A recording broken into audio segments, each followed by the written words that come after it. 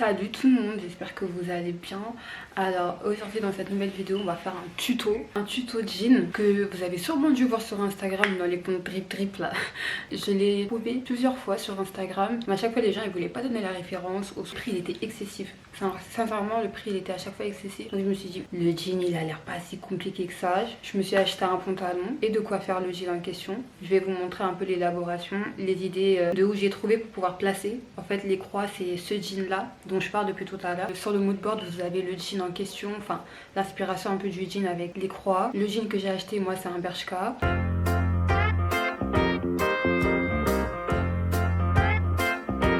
Et ouais, je pense que du coup on va partir sur ça. Là je vais vous filmer le tuto. J'ai le jean, j'ai les croix adhésives, je vous mettrai tous les liens en barre d'infos. En plus le jean je l'ai acheté il n'y a pas très longtemps, donc vous allez le retrouver assez facilement sur le site de Bershka. Il vous faudra pour ça juste un t-shirt pour repasser, avec du coup le fer à repasser, les croix adhésives et le pantalon en jean. Moi je l'ai acheté spécialement parce que je voulais une coupe particulière, mais si vous en avez un vous pouvez directement utiliser celui que vous avez.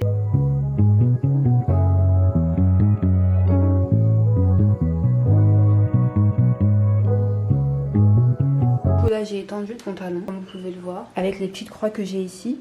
Je vais les dispatcher sur le pantalon. Je vais les dispatcher, après je vous montre ce que ça donne. Alors j'ai directement commencé à poser les patchs pour voir un peu ce que ça donnait. Après ça j'ai placé une serviette en dessous du jean, le jean par-dessus avec les patchs. Puis j'ai commencé à repasser en mettant un plaid par-dessus pour que ça puisse adhérer à la chaleur mais sans non plus brûler les patchs. Et je regardais de temps en temps en dessous pour voir si ça collait bien, et si ça collait pas assez, ben je repassais un coup de fer à repasser.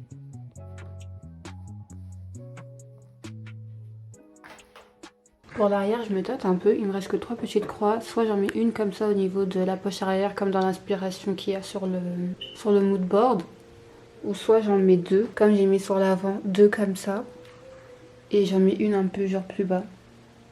Ouais, ça me paraît bien. Ça sera plus vite à l'arrière, mais bon, c'est plus le devant qu'on verra en soi. Et voilà à quoi ça ressemble une fois terminé. On voit bien que j'ai disposé les croix. Au niveau de l'arrière, sur la jambe gauche, on voit aussi les petites croix et en bas de celle de la droite. Comme vous pouvez le voir au niveau de la taille, en fait, le pantalon est un peu grand, mais ça, c'est des retouches que je compte faire plus tard. Sinon, voilà.